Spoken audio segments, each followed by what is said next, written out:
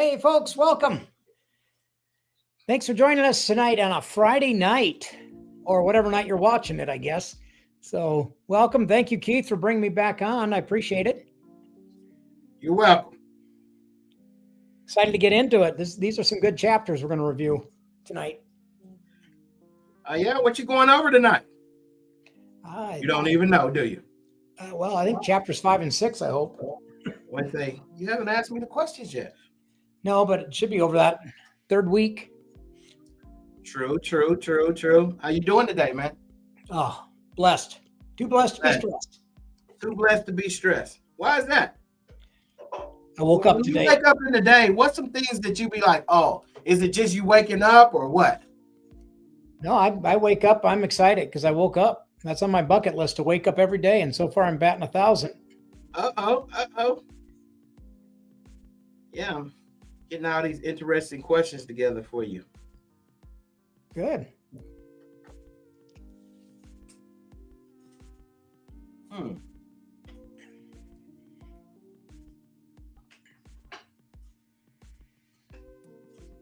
Trying to see what we got going on here.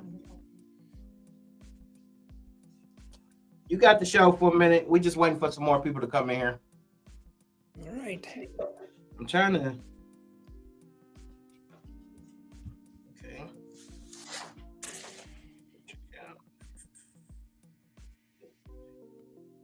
So you put another book on? Yeah, the green one is live now, so all four are live now. Okay. Yeah, I was having some problems today with the live, so I had to go on and talk to some people and let them know where we at, because my StreamYard was acting funny today, and every time I would schedule a live, it would like cancel it. And so when I put it out on my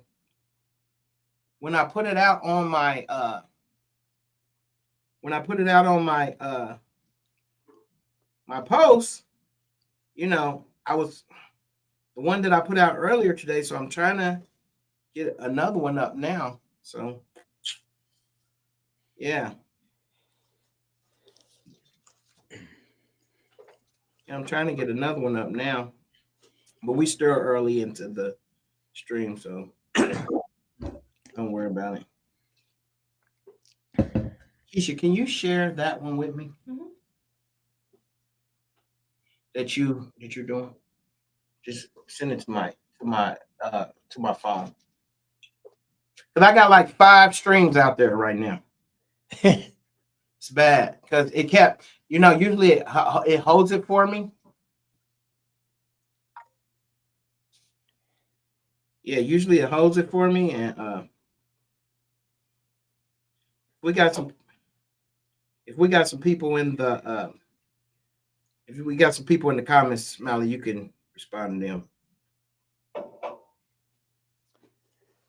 Well, thank you. I feel good. I look healthy. I feel healthy. Therefore, I am healthy. That's right. That's right. By this being a live show, it's okay. Sometimes we run into some technical stuff. You know what I mean? Oh, it happens to the best of them.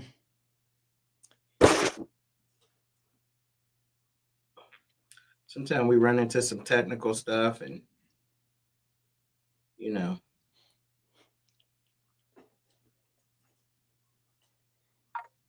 Well, life's like that. It keeps throwing up red lights.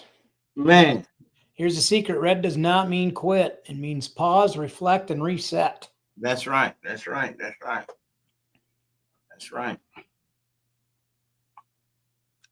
Pause, reflect, and reset. I'm going to turn on a little music too, man, while we chilling. Okay? Don't despair, Smiley. Yeah.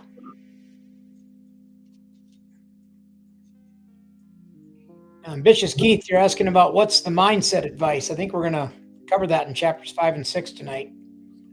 So hang in there.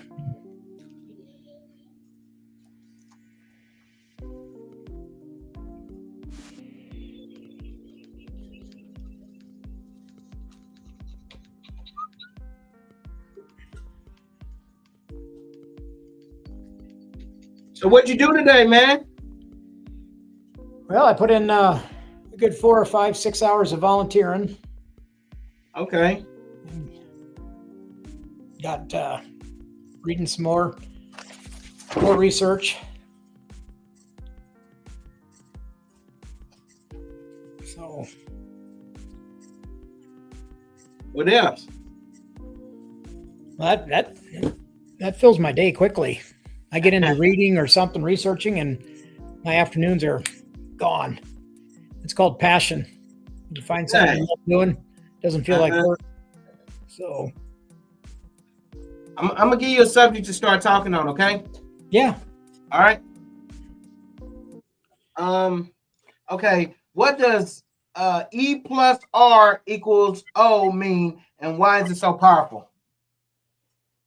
Well, E plus R equals O is a reference from a Jack Canfield training. And it basically is very simple. Event plus response equals outcome. Now, it's basically how you respond to an event. And you can't control every event. Obviously, you can't control that. But you can always control your response. And the outcome will be better. If you have a positive response, it's more likely to be a positive outcome. It puts the power back into your hands. So, Okay. like I always say, positivity always wins. And I tell people, always be that positive pebble that you throw in the pond, the calm pond, and that ripple effect. Positivity grows, and that you want to be part of that ripple. You want to start that ripple of positivity and reach out to the people. So, again, you can't control every event. But how you respond to it, you absolutely can. Okay. And putting that in your life. What's up, Matthias? How can you put that far as in your life? How did that affect you in your life? What's the example of that coming up? Well, a good example is, again, you can't control things that happen. Sometimes your day will go to crap, and how you respond to it will help the outcome. Sometimes you just got to get up and go for a walk and then come back and reset. Lovely traffic down in the Phoenix area. A good example is you're driving down the interstate. It's already stressful. You're white knuckling it during rush hour, and someone decides that they decide to be in front of you is better, Mhm. and they cut you off. You hear a lot about road rage across the country nowadays. Your response, they got basically what I will do besides cussing all the time. I now, because it gets your blood boiling and it raises your blood pressure, your pulse, That's right. and you don't want to stroke out while you're driving. So I'll thank them for the lesson and how not to drive during rush hour traffic. And I realize my outcome isn't blowing my top. It's keeping an even keel and just like, okay, whatever. So we've all had that experience, I'm sure. Whether they cut you off while you're racing or cut you off while you're driving or walking or whatever. But That's right. we're shopping at Costco on a Wednesday. That's right. That's right. So That's right. Okay. Matthias, how's your week going, man?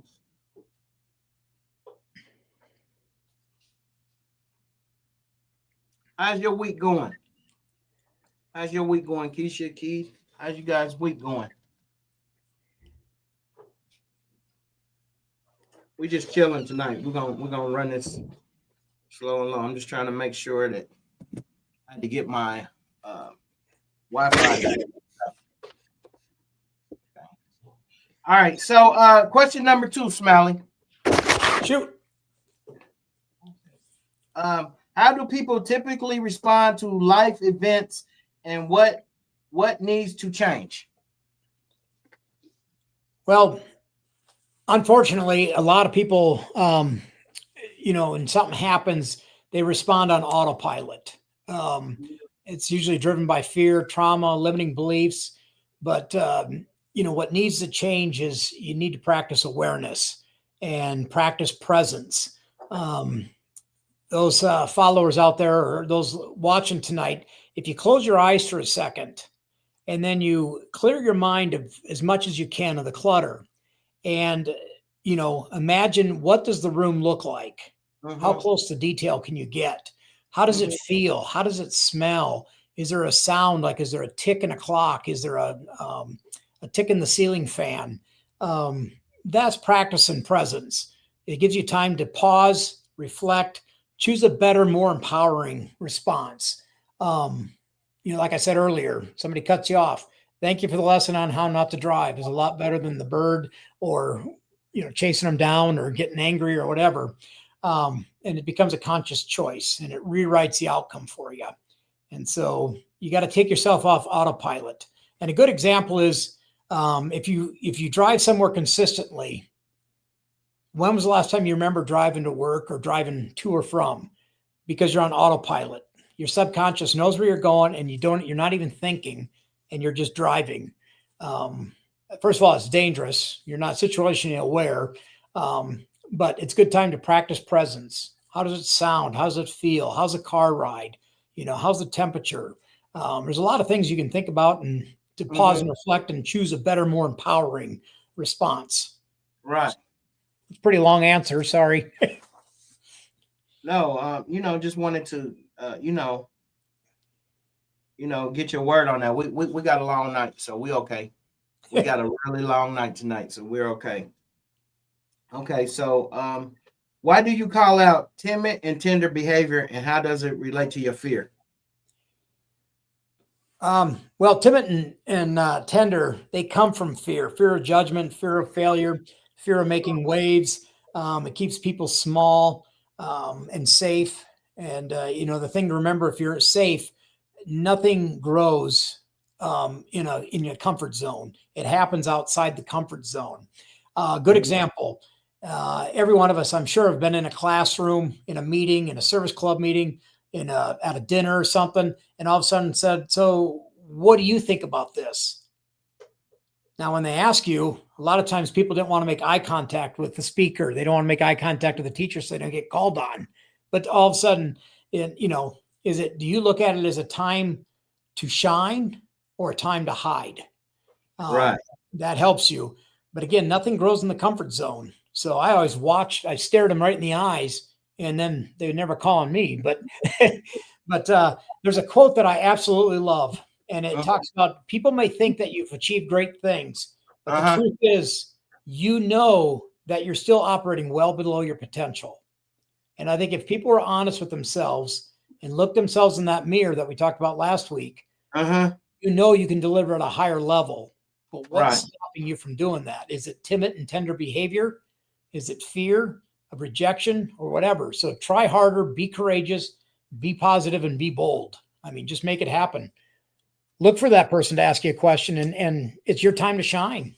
So, do you think sometimes we give ourselves too much credit, and we give ourselves too much credit that way we don't have to perform or meet the standards? Yeah. Yeah. Because we talk about mediocrity and that stuff in chapters 5 and 6, I believe. Um, and so, yeah, I mean, you can coach yourself into saying you're doing great things, Uh but in huh. reality, you know, you're living a timid and a scared life for some reason. Usually it's a fear of something. So, So, so do you think that's like a protection that we yes, give ourselves? Like when we say the you versus you, maybe that other you is that a protector that protects you too much to where you're yes, not able to grow? yep. And nothing grows from the comfort zone. I've learned that. So where does the comfort zone come from? Does that come from like um does the comfort zone come from um I know it's a form of protection. So if it's a form of protection, so if you're comfortable, if you're too comfortable, that means you're not doing what you're supposed to be doing. So you're going to have something to occupy your time, and usually that something to occupy your time is things that's not good for you. So Yes. is that you, the other you that you're versus, is that not able to detect when, like, say, or it just likes to have fun?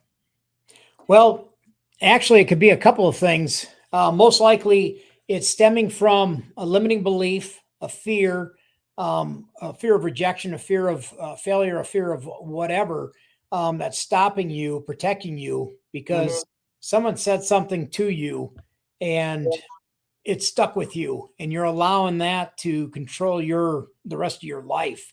And so the comfort is, we weren't made for comfort. We were made for extraordinary. I firmly believe that. And it's too easy to fall back into complacency and comfort. And I know in 5 and 6, we talk about it. And how it, you self-sabotage. Because more people, like we talked about last week, more people are afraid of success as they are of failure. Because they don't know what success looks like. They've never been there, so they're afraid of it. Okay. So,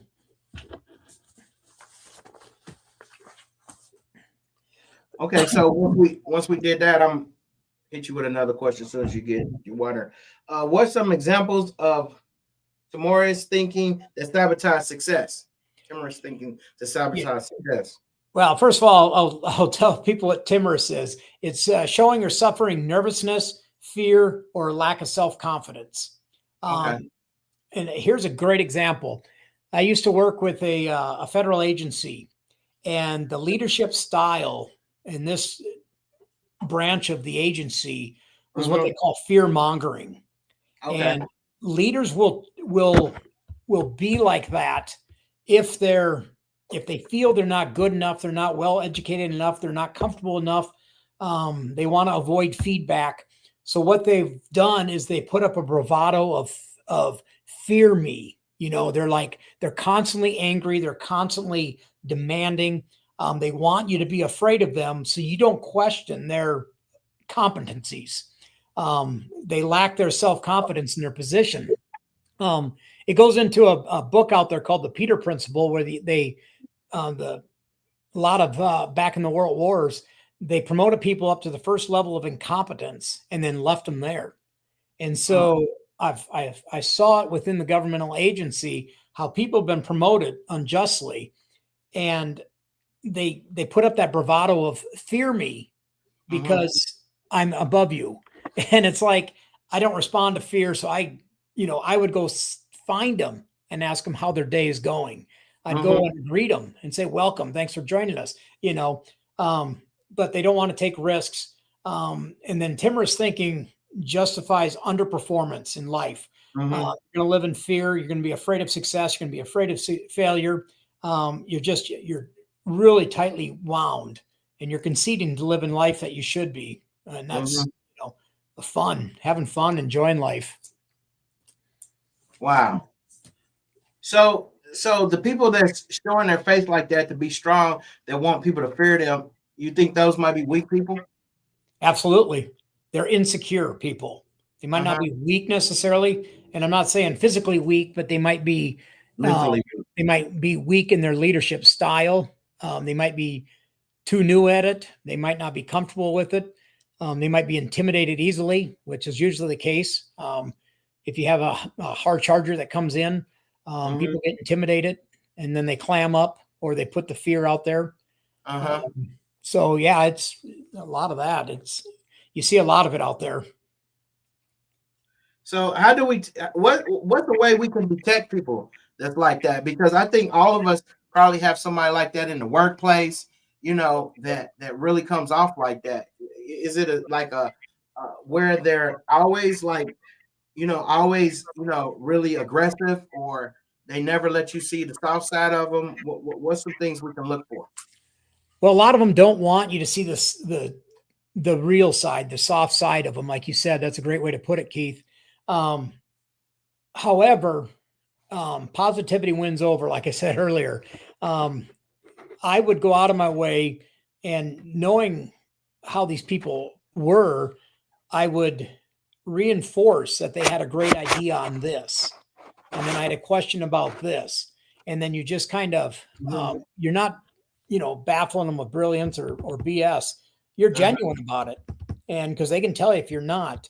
And then you ask them about their career. What got you to do this? What did you do? How did you get there so quickly? Is there any training that I can take? Is there any training that you've taken? And then you kind of break down those barriers.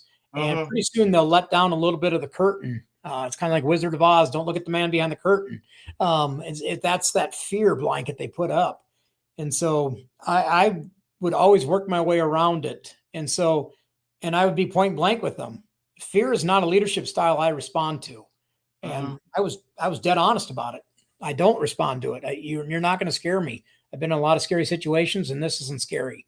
This is just your inadequacies. So have you ever worked a job and you had a boss or a supervisor like that? Oh, absolutely. How did you handle that? It was Jekyll Hyde. It was with a national nonprofit. It made life very, very difficult for myself, and ultimately my family too. But yeah, it was Jekyll Hyde. Great guy to go hunting and fishing and outdoor stuff with. But once he put the CEO hat on, it was just complete opposite, just a real jerk. And it's because he was uncomfortable in what he was doing. Didn't understand how to read financials properly, didn't know how to do different things. People skills sucked. Let's put it that way. He had better chance of talking with squirrels than he did with board members. So wow. Is he still in that position? Do you know? No. He got properly relieved of his duty because, you know, it was up in the Northwest and you don't treat people like that up there. So, especially with around, you know, Fortune 100 CEOs, the Microsoft and those people up there, they don't have time for you. Uh-oh. And if they don't have time, they don't have time to give you money either. So. All right. Man, I'm bringing them back to back. Is that okay? Absolutely. I love it. Okay. Why do you say words are more powerful than sticks or stones? Well, I'm sure everyone online has heard of sticks and stones may break my bones, but words will never hurt me. Well, I don't know who started that. That's a limiting belief, to be honest with you, because how many of us can think back when a coach, a teacher, or somebody said, you're lazy, you're dumb, you're weak, you're too slow, you're too small, you're too big. You know, broken bones heal, but words stick. Words tie to identity and become truth. Labels and words, they create wounds deeper than any physical pain can do. It can cripple you for, you know, in all 7 of your life areas.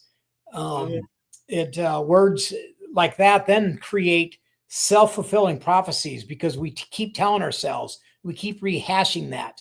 Am I too dumb? I must be dumb. I must be slow. I must be too small to play football. I'm too lazy to do that. Whatever the case may be. But what I ask people is, what are you feeding your subconscious and conscious minds now? Are you feeding it positivity? Or, you know, I'll give you a good example. I don't watch the news anymore. It's just so full of negativity. I've often years ago, I wanted to come up with a positive news network. And there's actually something close to it over in Europe somewhere. But I don't watch the news because it's negative. And my wife and I, we choose to spend time with people that are like-minded, that are happy in life. Right. We don't want the negativity. We don't need that. We don't want it because if you have, you know, like rheumatoid arthritis or things like that, fibromyalgia, negativity is the worst thing for you. You have cancer. You have stage 4 cancer. You want positive. You want positive all throughout the house. You don't want to listen to that negativity. Now, I know I don't watch the news, but if something big enough is happening, my good friend Keith will tell me, yell up the road, hey, take cover. They're coming in. Or, you know, somebody will say something to you and then you can go look it up. But otherwise, there's so much negativity in the world. I really wish we'd have more positive news feeds. So, Smiley, let's go to the comments. Yeah. You say, how do I get focused, Smiley? Yeah. How do I get focused? Well, it's basically you go through presence, like I talked about earlier. And I think next week we talk about the conscious and subconscious minds in chapter 7 and 8, but it's become familiar with mindfulness. Mindfulness is a big buzzword right now, but it's been around for an eternity. And a lot of that is what are your priorities? Make sure they're in line with your actions.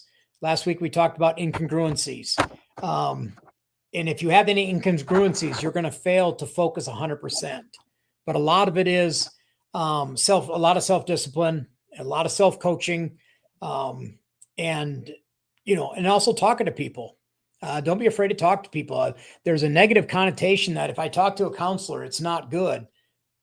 That's not true. If you talk to your priest, you talk to your minister, you talk to whomever, they're there to listen. They're there to help.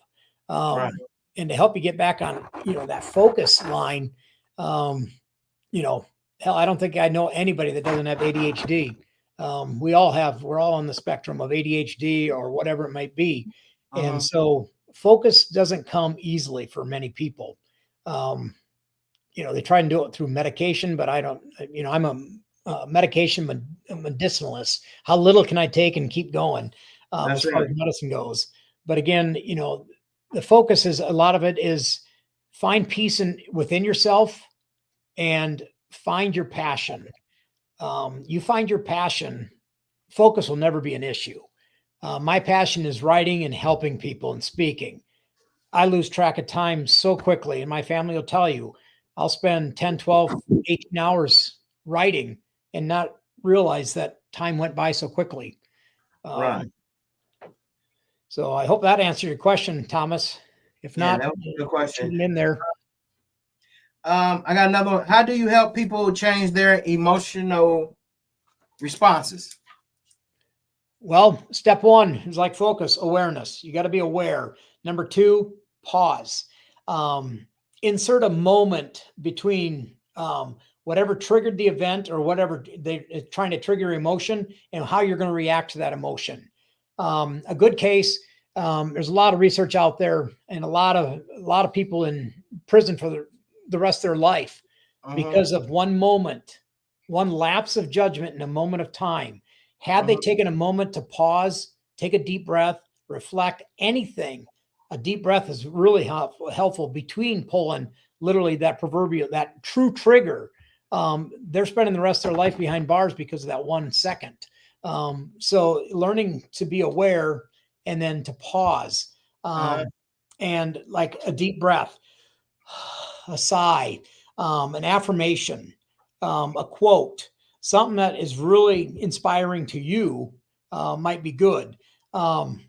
I'll recite a mantra. I was at an interview, a very competitive interview one time, and the guy asked just a few questions. The CEO came in and asked a few questions. Do you read? Who's your favorite author? And what's your favorite mantra from that author? And so I yes, and said, here you go. Early to bed, early to rise, sell hard, and dollarize. So it's, early to bed, but I'm very early to rise and I'm working hard, sell hard. It's about sales. And then dollarizing it is, dollarization discipline is an incredible book. If anybody's in sales, or if you want to understand, is it worth my time to go get this? Is it worth time to drive all the way across town to save a nickel on gas, a gallon? Or what's it going to cost me on mileage, oil change, salary, hourly, whatever it might be. And then you add it up and you're going to be surprised that 5 cents a gallon isn't worth it. So I had a secretary or an accountant, my bookkeeper at one of the offices I was at, and she wanted to run down to the post office and get a refund for like $3. And I was they brought me in to turn things around for them. Right. And I sat her down and said, we don't need to go to the post office until the refund is greater than $12.52. And she said, how did you come up with that? So I sat down and said, I'm paying you a salary. I'm paying for insurance on the vehicle. I'm taking that risk of sending you there. The wear and tear on the vehicle, the oil change, all this stuff. They thought I was nuts, but then they understood how I thought. And so it helped her choose a better response. But one of the best, I had a psychologist friend, Dr. Huxford, and he always said, ask yourself this: upon objective review, is my emotional response and subsequent behavior congruent to the situation, or am I blowing it out of proportion? So what? They cut you off, let it go. Just, me getting all worked up and fired up anymore. I'm just like, I still get frustrated. Don't get me wrong. because there's some wonderful drivers down here. But that's, just remember to take a pause. If something, what am I going to do? Just release some air, take a deep breath and let it go. It'll help you. Do you think men should be less emotional in situations than women? Well, that actually goes into a scientific question. It went in there. Women have, when you ask a woman a question, 6 parts of their brain light up. If you ask a man that same question, 2 parts of the brain light up. So women have that sixth sense almost. You can walk in the house. Have you ever walked into the house, Keith, and your wife said, "What's wrong?" And you're like, "Man, I didn't say anything." They just have that extra sense because 6 parts of their brain to R2. So ours is survival and procreation, I think, something like that. But it's if you imagine, it's 6 times, it's 3 times stronger than what we're thinking. So as far as emotion goes, do they display it more? Maybe. And that might be getting back to how you were brought up. Men don't cry. You might hear limiting beliefs like that. Men do cry. They're human. If they physiologically can, I can't, but I try. But yeah, that's a great question, Keith. That's out there. Hopefully it wasn't too deep for everyone. Any questions out there? Okay. What does it mean to act as your highest self when you're triggered? Trying to get these questions going. Okay. It basically means don't react from impulse and habit. Respond from wisdom, from calmness, from compassion, from past experience, and ask yourself if, visualize the best version of yourself. If I was my best person, how would I respond to this? And I'm telling you, it's not easy. I'll be the first one to tell you, understand it's not easy. But it takes a lot of practice, a lot of self-discipline, a lot of commitment to growth. But when you're done, when you master it, it is so awesome. A lot of times I'll start off asking people, especially veterans, like I'm sitting at the VA or something, I'll ask them, I got a question for you. Is this how you saw yourself when you were a child? Is this how you saw yourself as a mom, a wife, a sister, an aunt, or a husband, a father? Is this how you saw yourself? And usually the response is red-faced anger because I hit a nerve. They're not their highest self. They're playing a part. And unfortunately, some people have to play a part to get benefits. They shouldn't have to. But, and this really bugged me. And that's what kind of got me going down the road. Excuse me. And that's why I wrote 120 seconds to share my story. And I was going to just use that as a free download. And then I was going to just keep it personal and private. But I've decided to take that full plunge and create a 4th book called Life Stoplights 120 Seconds. And that talks about what happened to me and how many times I could have just thrown in the towel and saying, I'm just going to stay in a wheelchair. I'm just going to do this and not fight it. But it was incongruent to me because that's not how I saw myself. I said, this isn't who I am. This isn't who I want to be. And so, like there's so many people that, what's the difference between a professional athlete and myself? Why did they do that? Because they probably had more drive and support as they're coming up, or they maybe didn't have the support that made them hungry for it. So anyhow, I don't want to digress too much, but once you learn to master it, about who am I, and who you are and how you want to be, and you might not be there yet, but act as if you are there. And so doing as your highest self is the most rewarding thing you'll have. Why should people buy the book? If you're looking to improve life, to look at life differently, I'm not much to say you must buy it, but the more I'm into this, I reread that book at least 4 times a year, the Red Book. And there's so much good information in there. Over 200 books were put into that and thousands of interviews of people from all walks of life. And it was, it's very beneficial. Actually, my mom, I sent her a copy a couple of weeks ago. She's read it 3 times and she said, this is very good. I can't wait for the next book. And so I said, the yellow book is out. And so then I said, let her know the green book is out and now the 120 seconds is out. So she's actually gone back and reread that book. And she said, it's almost like a journal or a diary. And I said, it is a self-help book because there's a lot of questions. If you were to read it cover to cover, 90 minutes, one flight from Denver to Minneapolis or whatever. But if you actually do the questions, it could take you weeks because it makes you think. And I've gotten a lot of positive feedback from it. I haven't heard many negative things other than the book made me cry. One gal said, and the reason being is guilt was so solid in her life that she just emotionally crashed after reading the book. It released for her and she found comfort. And so if you're struggling in life or if you want to get ahead in life, it's a great book. A lot of information in there. A lot of people, I want to hear people's feedback. I'm hoping someday to create a blue book where sky's the limit and share stories from what people have done. Last week, I shared the story about the gentleman I coached for about a month, and a month and a half later, I went back to see him. He was all excited, and turned out he made more money that following month that I coached him than he did in an entire year in his life, and he was almost 60 years old.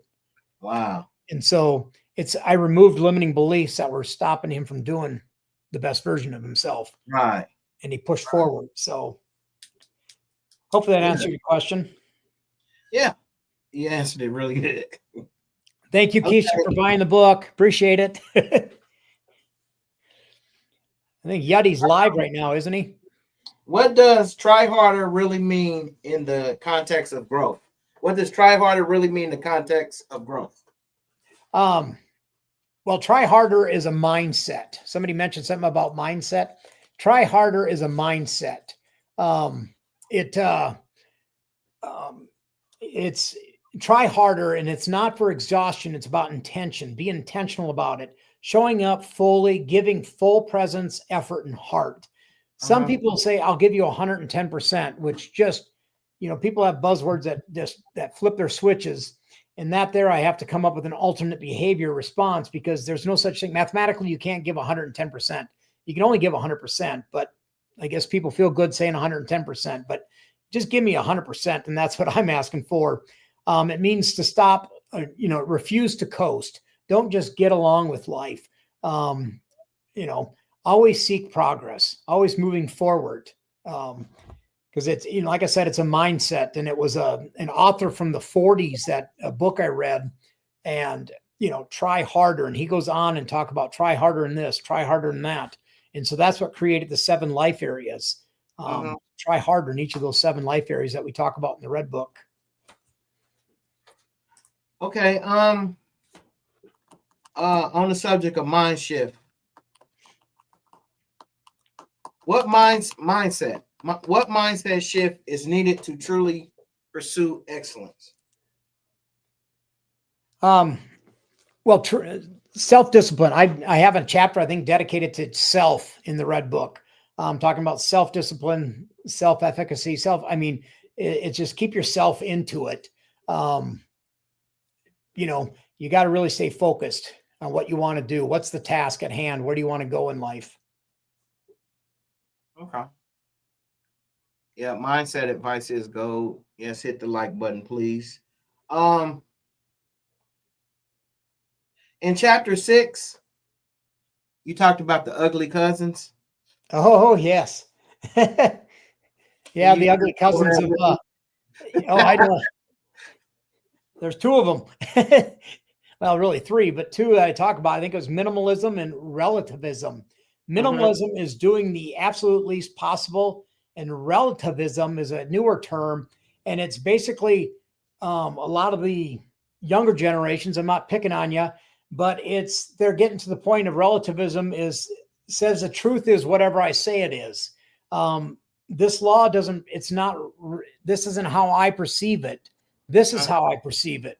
Well, no, the law is the law. You can't decide how you want to do it. So it's, the truth is whatever you want it to be. No, that's not how it is.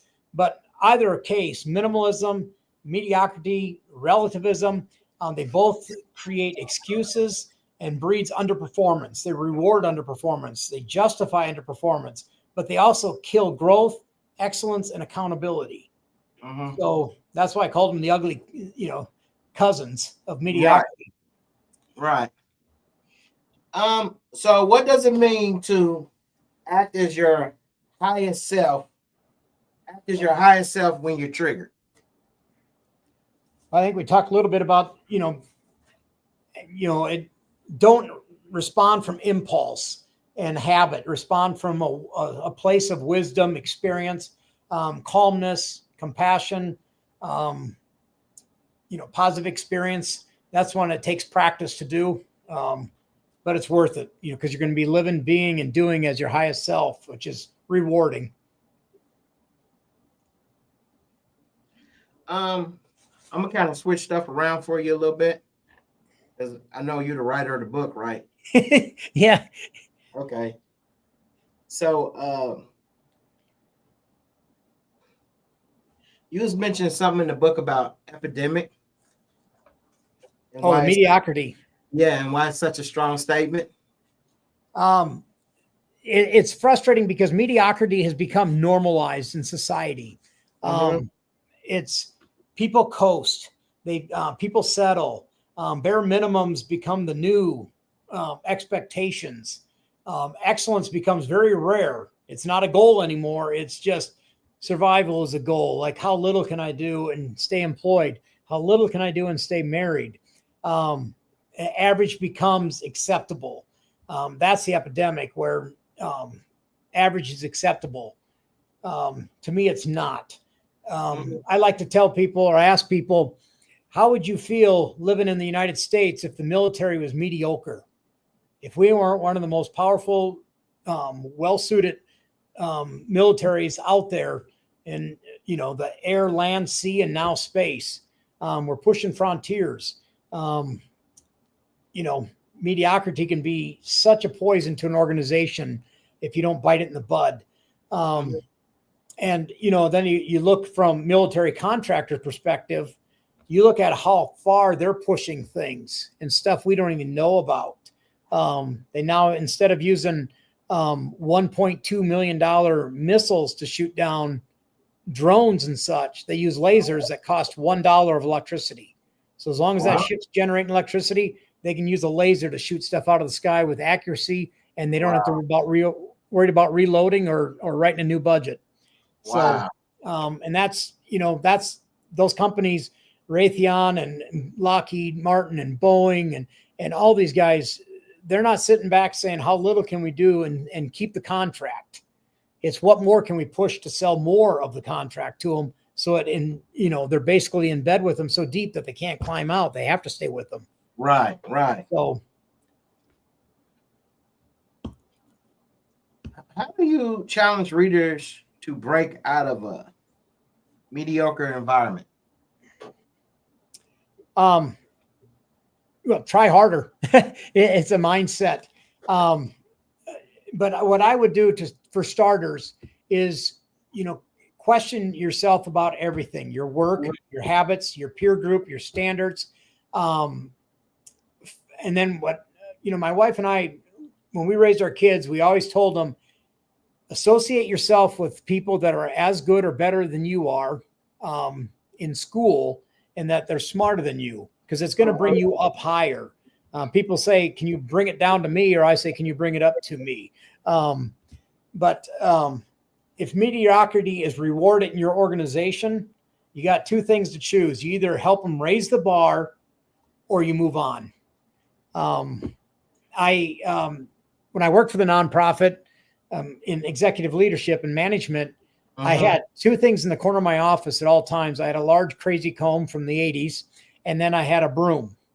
And people would ask me, why do you have those in the room?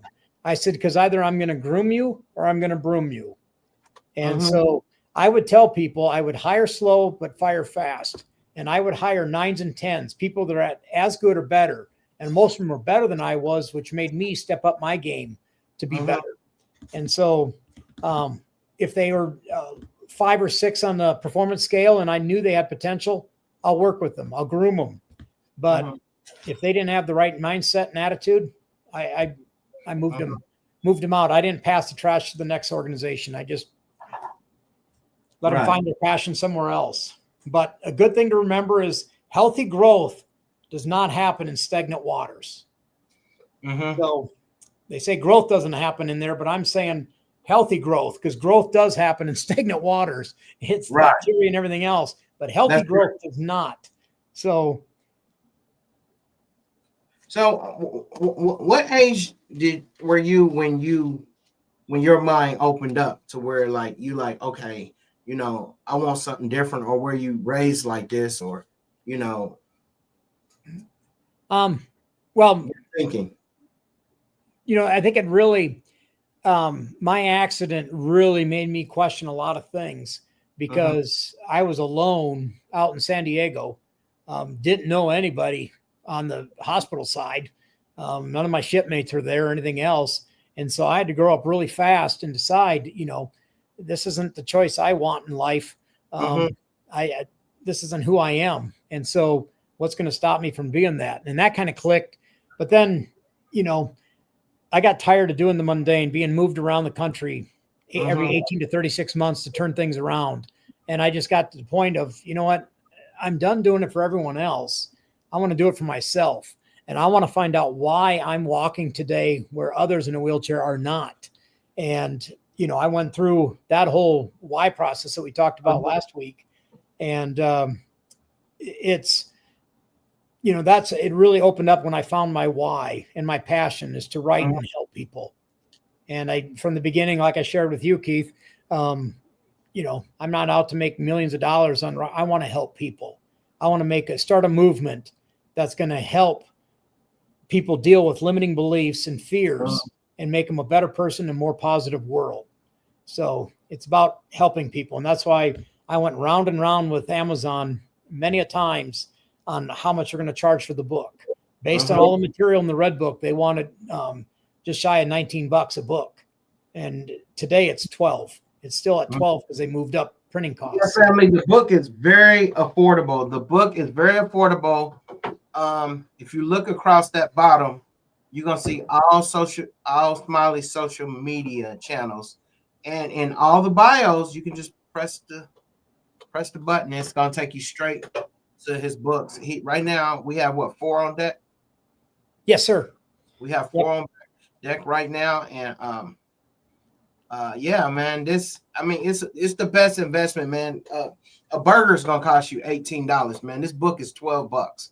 This book is $12, and I'm telling you, it's an easy read. It's 93 pages, and man, I'm telling you, it's worth it. It's worth it. You know, I'm coming up with these questions, you know, because these questions, all these questions that we're going over, and that this is our third live. All these questions are actually answered in the book. We're just going through the chapters of the book, actually, right, Smiley? Yes, sir. And that's why you see me with my head down a little bit, you know, taking notes and stuff like that, trying to get the right questions for him. But all these questions the answers are in the book, right, Smiley? Yes, sir. At least they'll open up ideas and start the conversation. That's right. That's right. And, you know, you can always send your questions to Smiley Mcginnis at gmail.com. And that's actually his management page. And all questions will be forwarded to Smiley, because I think in a little while we're going to be very, very busy. Very, very busy. You know, once this train gets going, we're going to be very, very busy. So enjoy yourself right now, Smiley, because you're going to wish for these days, and your family's going to wish for these days, because, you know, sometimes when you put things out there in the world and say you want to help people, sometimes you get tested. So you might be keeping a bag packed a lot. Okay. A to-go bag. Yeah. So enjoy these days, you know, and this is just how it works, guys. Like whenever you got your mind on something, I was talking to a dear friend today, and he's doing some big things, and things wasn't going the way he wanted them to go. And I was like, just hold on. They're going to start rolling. Just hold on. They're going to start rolling. And he held on, and now things are going the way that he wants them to go. So if you got things out there, if you're trying to be great and if you're trying to do great things, remember, great things take time. So be patient with what you guys are doing. Great things take time. They take time. The easy stuff, you shouldn't want the easy stuff, because the easy stuff, everybody can get it. So so we're getting this set up, and we're about to work real soon, but it's not up to us. It's up to us to just put out the information and start letting the people, talk. And that's what's going to happen. And pretty soon, Smiley, enjoy you sitting back smiling. In a minute, you're going to be like, man, I'm so tired, man. Be like, what happened? He's like, man, you didn't schedule me five. I got to go do 5 speeches this week. And, this and that and this and that. But the good thing is the books are already written, so that's good, and we're going to let Amazon take care of the distribution on that, and I think everybody orders from Amazon. We trust Amazon, and this book is on Amazon. So, all right. So you ready, Smiley? You ready to get going? Well, one thing, Keith, you talked about, if it's easy, I've always told people, if the path that you're on is easy, then you're probably not on the right path, because comfort doesn't, growth doesn't come out of comfort. It comes out of being outside where you're challenging yourself. Like Monday, when I tried to go dove hunting and walk 3.63 miles and didn't get a shot off. But I realized how steep those hills are and how rocky they are, and how barbed wire still wins if you climb through a fence. So that's right. There's always challenges. Yeah. God, they said, I love you and Smiley's combos. So they say we the dream team, man. I agree. We the dream team, man. Just ask me. Okay, what mindset shift is needed to truly pursue? Oh, I think I already asked you that. What mindset shift is needed to truly pursue excellence? Well, you talked about the dream team.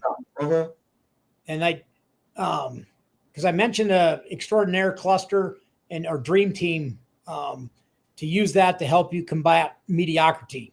That's right. A dream team are people, are allies committed to excellence. They have they're like-minded like you. They're there to uplift, challenge you, and they help hold you accountable. If anybody goes to the gym, if they're a regular gym rat, you'll have accountability partners. Somebody there to say, hey, why weren't you here? Why aren't you here? Vice versa. It's hard to soar alone. So surround yourself with others who are climbing the ladder as well. I refer to life as a slope. Imagine life as a slope. Either you're climbing and learning and growing, or you're sliding and losing your edge in life. That's right. There's no such thing as staying still anymore, especially in today's world. Stuff moves so quickly. You have to be educating, climbing, and growing, and asking questions and challenging those, and finding, dream teams, or you can create, clusters of positivity and just, meet on a Friday night and chat online or whatever. But build those groups, and you'll be amazed at how many people want to join, but you got to make sure they're like-minded. They're positive. They're going to be challenging and rewarding and supportive of you as well. So. That's right. Okay. So, I got one more question for you, Smiley. Can you give me a final takeaway from chapters 5 and 6? Well, first of all, stop asking yourself what you can get away with or how little you can do, and start asking, how can I be better today? How can I make my organization, team, company better right now, today? Shift from survival to self-mastery. Excellence isn't a one-time effort. It's a habit. It's a daily choice. You're not here to be average, folks. You're here to be extraordinary. You're here to grow, to give, to go beyond what you thought was even possible. Challenge mediocrity, relativism, minimalism. Replace those timorous and feared responses with conscious, courageous ones. Try harder, not for perfection, but for purpose with excellence. I understand it's not easy to deliver at excellence 100% of the time, all the time. But I say in the book, I talk about chunk it down, give 5% in each of the 7 life areas.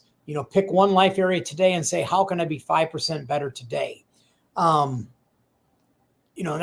the thing is, how you can be 5% better. Don't try and take it on, how do you eat an elephant one bite at a time? You don't eat it whole.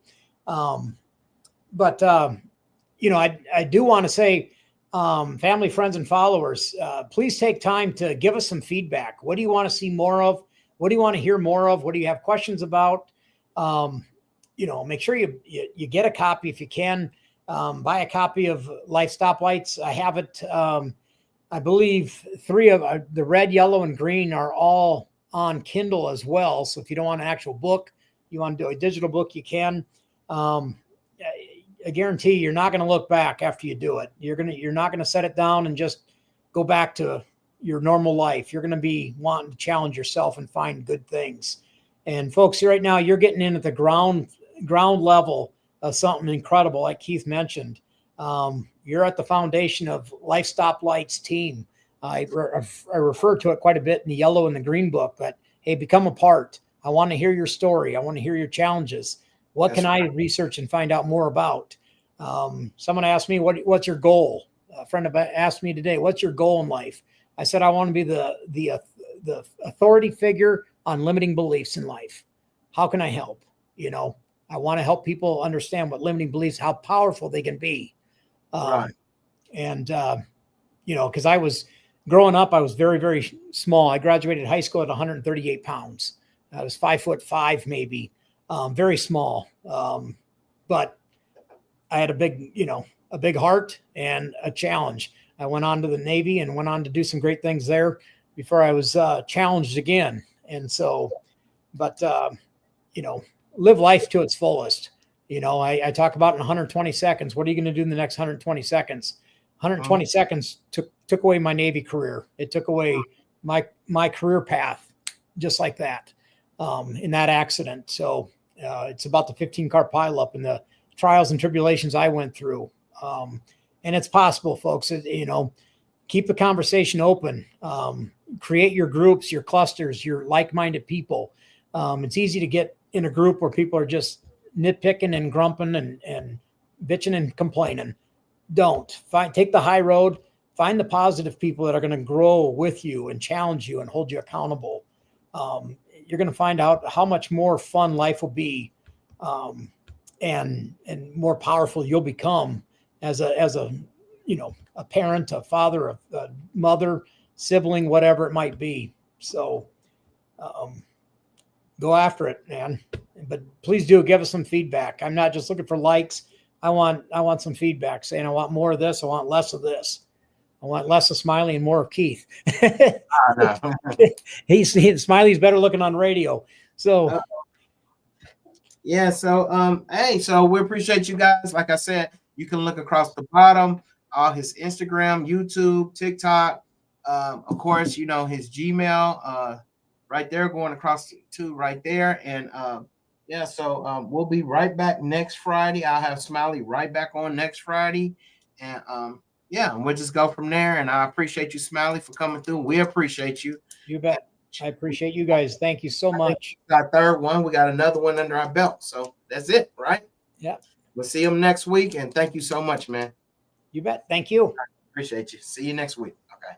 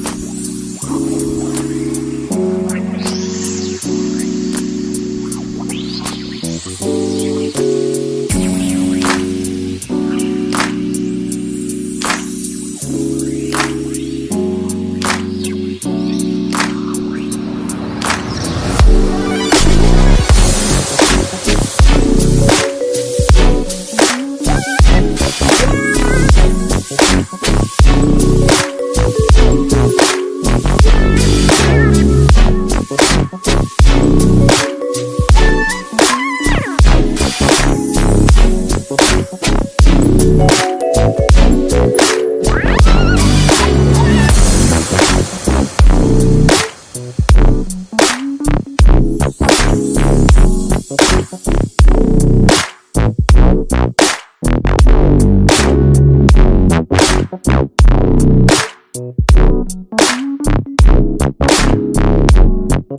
important to be a hustler, but I think money is, people put too much value in. What's up, family? What's up, family? We back at it. Let's see. Bam. Appreciate Smiley for coming on. Appreciate for everybody chilling.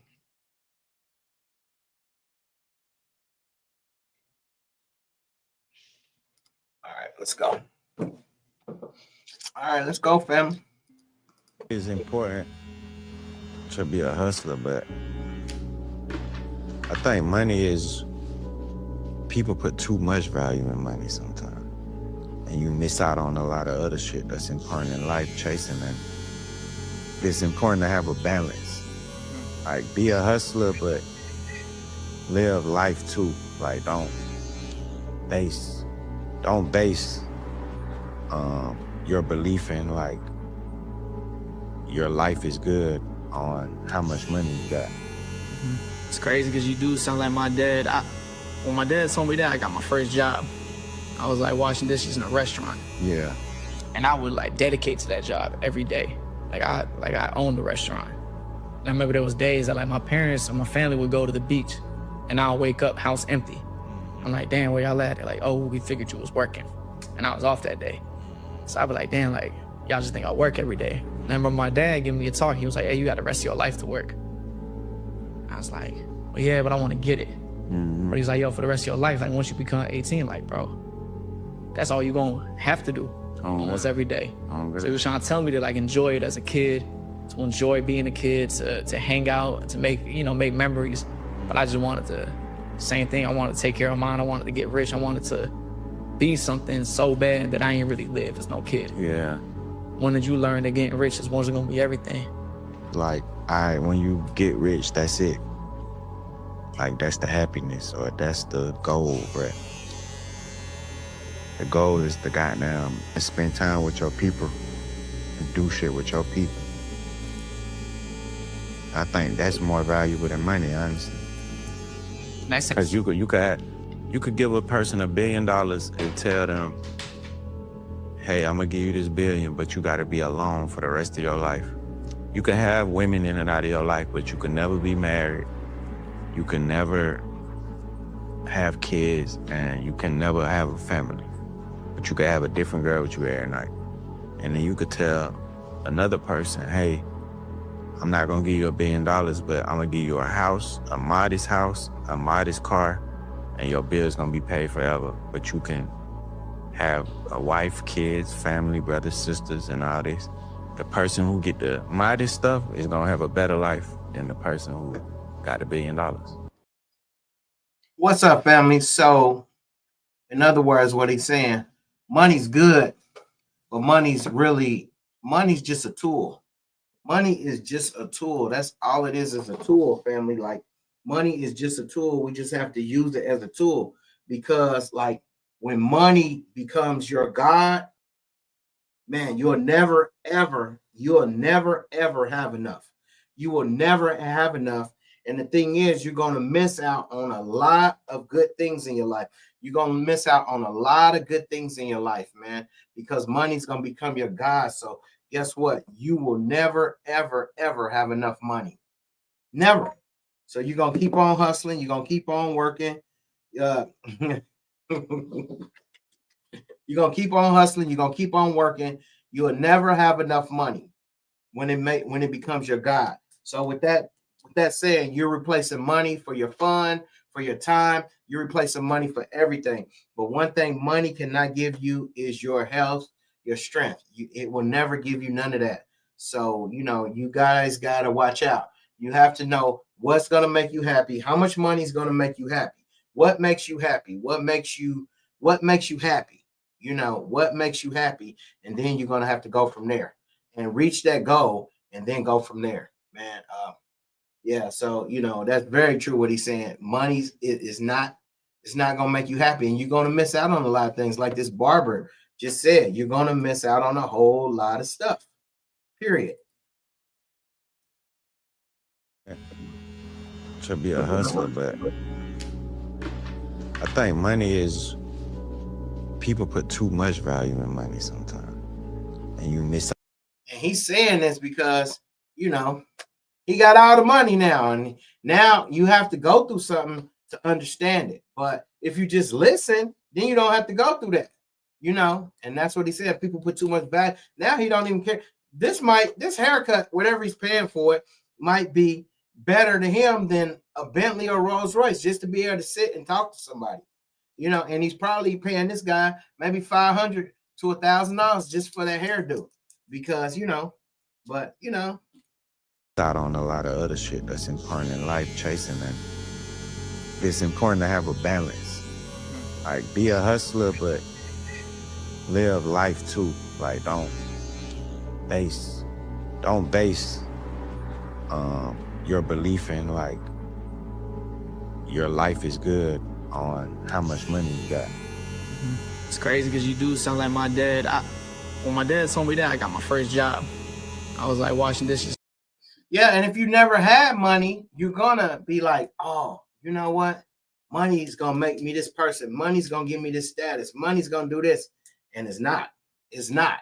And it's not. And the sad part about it, some people will never, ever see a large amount of money. So guess what? For the rest of your life, you're going to be chasing that money. So whether if you're working a mediocre job where it's not paying you that much money, because I think everybody's goal is to get rich. And until you get rich and go through and understand like, oh, money's not shit. Money's not nothing. Then that's when you'll realize. But what about the people that never get rich? What about the people that work 40 years of their life and they never get rich, but they always have this dream to be rich because they think it's a certain feeling to be rich because what social media shows us. And sometimes those are the most fucked up people ever. That's the most fucked up people. You know, those are the most people that's missing things. You know, why do you think they go through 12 and 20 different relationships and stuff like that? Why do you think they unalive themselves? You know, that's because their life is messed up. If they supposedly, had so much money, why would they be doing these things? And that's why you guys got to reach out. You got to listen, because that's important for you to listen so you don't have to go through this. Man, you spent 40 years to get rich and then you found out, oh, this wasn't what I thought. Man, you done messed up your whole life. Period. I was like washing dishes in a restaurant. Yeah. And I would like dedicate to that job every day. Like I owned the restaurant. And I remember there was days that like my parents and my family would go to the beach and I'll wake up house empty. I'm like, damn. Why? Because he wanted to get rich. So he was missing out on stuff. And then when people see that you're a workaholic or people see that you know, money's your God, they want you might not even be busy, but they gonna assume that you're busy. Oh, he's chasing that bag. Oh, he's trying to do this. And you know, I think the worst thing, I heard a motivational speaker, he said, you shouldn't sleep. Don't sleep for 3 or 4 days. How bad you want it? Man, you better go to sleep. Bro, I'm not about to miss no 3 days of sleep. You know, that's crazy. That's crazy. But it's good talk for people that's on bullshit because, you know, that shit, because they'll never miss 3 days of sleep. So they'll just keep watching this inspirational speaker or whatever he's supposed to be, because they'll never not go without sleep. They're never even going to work hard. So they'll just sit and listen to this dude all day, you know, and that's another thing you can get into where you just sit and you're listening to motivation and all that shit all day, but then you're not doing nothing about it. Y'all at it like, oh, we figured you was working. And I was off that day. So I was like, damn, like, y'all just think I work every day. And I remember my dad giving me a talk. He was like, hey, you got the rest of your life to work. I was like, well, yeah, but I want to get it. Mm-hmm. But he's like, yo, for the rest of your life, like, once you become 18, like, bro. What's getting? What's getting? Get it could only be something that we see on TV or something that we see on the internet and we say we want that. And it's not even, everything's fake. Everything is fake. Everything is fake, family. That's all you're going to have to do almost every day. So he was trying to tell me to like enjoy it as a kid, to enjoy being a kid, to hang out, to make memories. But I just wanted to, same thing, I wanted to take care of mine. I wanted to get rich. I wanted to be something so bad that I ain't really live as no kid. Yeah. When did you learn that getting rich is wasn't gonna be everything? Like, when you get rich, that's it. Like, that's the happiness or that's the goal, bro. So what he's saying, Once you reach that point, say you get a check, $10 million, $5 million. Oh, I'm rich. Oh shit, I'm rich. Shit. 2 weeks later, month later, shit. How that feeling's gone. Temporary happiness, bro. Temporary happiness. The goal is to goddamn spend time with your people and do shit with your people. I think that's more valuable than money, honestly. Nice. Because you could give a person $1 billion. Money's a tool, family. Money's a tool. Hey, man, thank you guys for coming in tonight, man. I appreciate you guys. I appreciate Smiley for coming in, man. Hey, I'll see you guys next week. Hey, have an amazing week. And, hey, make sure you love yourself. Make sure you walk to live. Remember, are you walking today? Are you running today? Remember, nobody can love you like you can love yourself, family. So let's get that going. And I'll see you guys next week. I appreciate you.